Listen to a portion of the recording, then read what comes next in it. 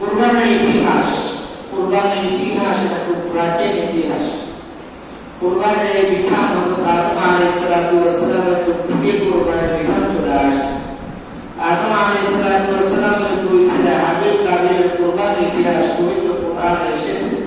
আল্লাহ তাআলা বলেন, ওয়াতলু আলাইহিম নাবা বানি আদম বিল হক ইয qarraba qurbanan fatuqbila min ahadihima wa lam yataqabbal min Allah qala la'aqtulannaka qala innama yataqabbalu Allahu minal muttaqin।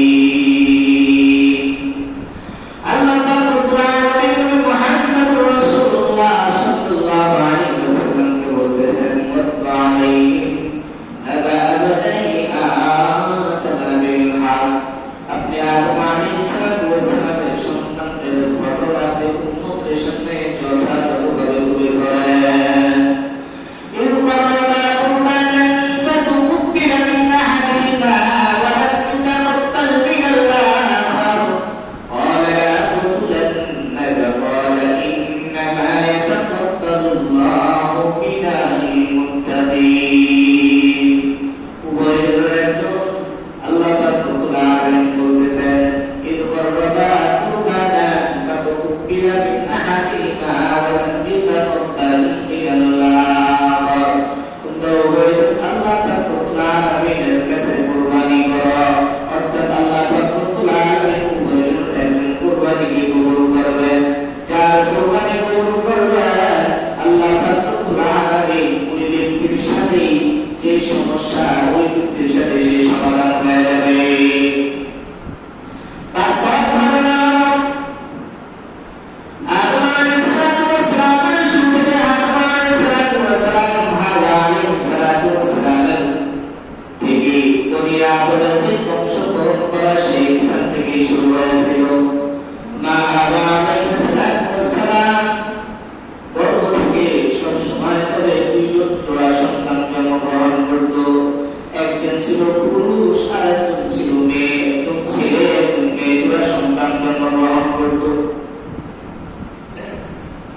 তখন দেখা যাচ্ছে যে এভাবে একটা ছেলে সন্তান একটা মেয়ে সন্তান এভাবে তারা কি করতো, জন্মগ্রহণ করত। প্রত্যেক গর্ভ সবসময় গর্ভ থেকে জোড়া জোড়া জোড়া জোড়া সন্তান জন্মগ্রহণ করত। তখন যেহেতু তারা আপন বোন, তাদের মধ্যে তো বিবাহ বন্ধন কি ছিল, নিষিদ্ধ ছিল। কারণ ভাই বোনের মধ্যে তো কখনো বিবাহ বন্ধন হতে পারে না, এটা কোনোদিন হবে পারে না। কারণ আদম আলাইহিস সালাতু ওয়াস সালামের শরীয়তের মধ্যে জারি হলো যে কখন গর্ভ থেকে সন্তানটা জন্মগ্রহণ করবে ভাই বোন তার সহোদর ভাই, আপন ভাই বোন, আপন ভাই বোন। পরে যারা জন্মগ্রহণ করবে তারা কি হবে না, আপন ভাই বোন হবে না, তারা সহোদর ভাই বোন হবে না, তারা কি হবে, আলাদা হবে, অর্থাৎ আগামী সাথে পরদের সাথে কোনো সম্পর্ক থাকবে না। এখন যেহেতু বংশ পরম্পরা বিস্তার করা জরুরি, তখন আদম আলাইহিস সালাতু ওয়াস সালামের শরীয়তের মধ্যে একটা নিয়ম জারি হলো যে আগের সন্তান আগের গর্ভে যারা আছে তাদের সাথে পরের গর্ভে যারা আছে তাদের সাথে বিবাহ বন্ধনে কি হবে, আবদ্ধ হবে, তাদের সাথে বিবাহ বন্ধন আবদ্ধ হবে। সেই হিসাব করে তার এক সন্তান ছিল কাবিল। কি নাম ছিল?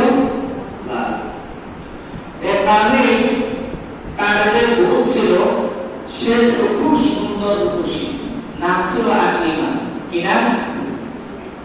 কাবিলের যে বোন খুব রূপসী সুন্দরী ছিল তার নাম ছিল আকলিমা। কি নাম? আকলিমা।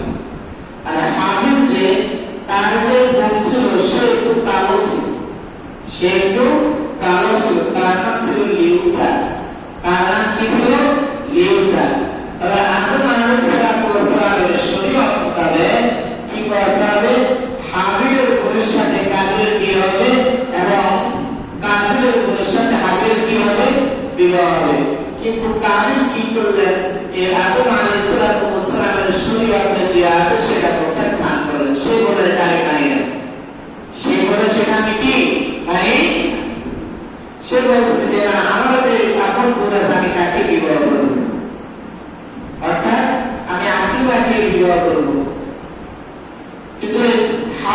হয়েছিল সে বলতেছে যে আল্লাহ পাক রব্বুল আলামিনের যে ফয়সালা, আল্লাহ পাক রব্বুল আলামিনের যে হুকুম, সেই হুকুম আমি মানতে রাজি, আল্লাহ যেটা করবেন সেটাই মতে কল্যাণ হয়েছে সেটাই আমি করব। কিন্তু কামিল নাফরমান সে বলতেছে যে না, আমি কালো নেই, আমি বিবাহ করব না। আল্লাহ পাক রব্বুল আলামিন তাদের এই পরীক্ষা করার জন্য তাদেরকে বলতেছে, আদম আলাইহিস সালাম বলতেছেন যে তোমরা বলুন আল্লাহর রাস্তায় কুরবানি করো, আল্লাহর রাস্তায় কি করো? কুরবানি করো। তো হাবিল ছিল সে গরু, পশু, ছাগল, ভেড়া ইত্যাদি এগুলা কি করতো? চাষ করতো। আর কাবিল ছিল কৃষক, চাষী। কাবিল ছিল চাষী। তখন আদম আলাইহিস সালাম বলতেছেন যে তোমরা উভয় যখন কুরবানির জন্য তোমাদের উত্তম যা কিছু আছে তোমরা সব কিছু প্রস্তুত করো। আগের জামানায় কুরবানির সিস্টেম ছিল, আদম আলাইহিস সালামের জামানায় কুরবানির সিস্টেম ছিল যে প্রত্যেকের কুরবানির যে আসবাবপত্র যেটা আছে সেটা এক জায়গায় জমা করবে, আসমান থেকে একটা অগ্নিশিখা আসবে যারটা জ্বালিয়ে দেবে, তার কুরবানি আল্লাহর কাছে কবুল হবে। যারটা জ্বালিয়ে দিবে তার কুরবানি কি আল্লাহর কাছে কবুল হবে। তখন যখন এই ফয়সালা করার অভিযোগ মেনে গেল, তখন হাবিল কি করলো? সে উত্তম যে পশু, একটা উত্তম মোটা কাটা ভালো দুধটা সে কি করলেন? আল্লাহর রাস্তায় কুরবানি করার জন্য বরাদ্দ করলেন। আর কাবিল কি করলেন?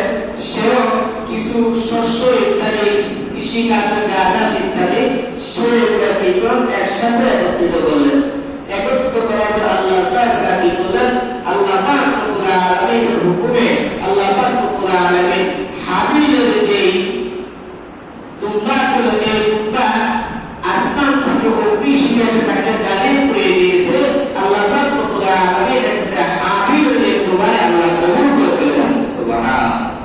তখন আয়াত নাযিল হয়ে যায়, ওয়াতলু আলাইহিম নাবা বুনাই আদম বিল হক ইয قربا قربانا فتقبل من أحدهما ولم يتقبل من الآخر قال لأقتلنك قال إنما يتقبل الله من المتقين.